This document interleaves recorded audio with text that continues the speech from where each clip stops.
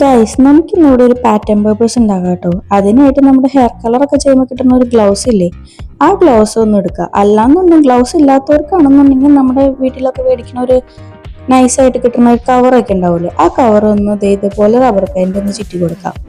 വലിയ പണിയൊന്നുമില്ല, സിമ്പിളായിട്ട് ചെയ്യാൻ പറ്റുന്ന ഒരു കാര്യമാണ്. എന്നിട്ട് ആ റബ്ബർ ബാൻഡ് ചുറ്റി കഴിഞ്ഞിട്ട് ഇതുപോലെ ഒന്ന് ബാക്കിലോട്ട് ഇട്ടിട്ട് ഒന്ന് റൗണ്ട് ആക്കി കൊടുക്കാം. അപ്പോൾ അതാ നമ്മുടെ ഫ്ലവറിന്റെ ഒരു ഷേപ്പ് കിട്ടും കേട്ടോ. ഇത് ചെറിയ പിള്ളേർക്ക് വരെ നമുക്ക് ചെയ്ത് കിട്ടാവുന്ന ഒരു കാര്യമാണ്. അപ്പോൾ അതായത് ഇതുപോലെ ഒന്ന് പെയിന്റ് ചെയ്ത് കൊടുത്താൽ മതി.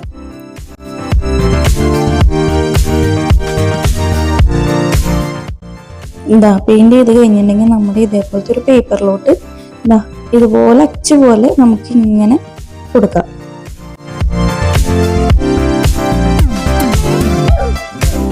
ഇപ്പൊ നമുക്ക് കളറൊക്കെ മിക്സ് ചെയ്ത് കൊടുക്കാം കേട്ടോ. ഇതിപ്പോ ഒരു കളർ തന്നെ വേണമെന്നില്ല, നമുക്ക് വേറെ വേറെ കളറൊക്കെ മാറ്റി മാറ്റി കൊടുക്കാം. ഇപ്പം ഞാനിവിടെ വേറെ കളറും കൂടി മിക്സ് ചെയ്തിട്ടുണ്ട്.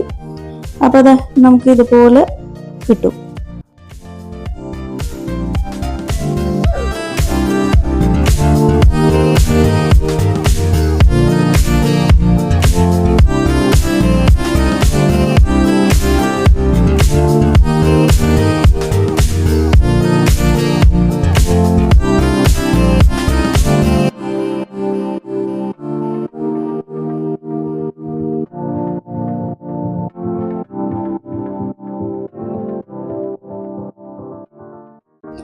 നമ്മുടെ പേപ്പർ ഇവിടെ റെഡി ആയിട്ടുണ്ട്.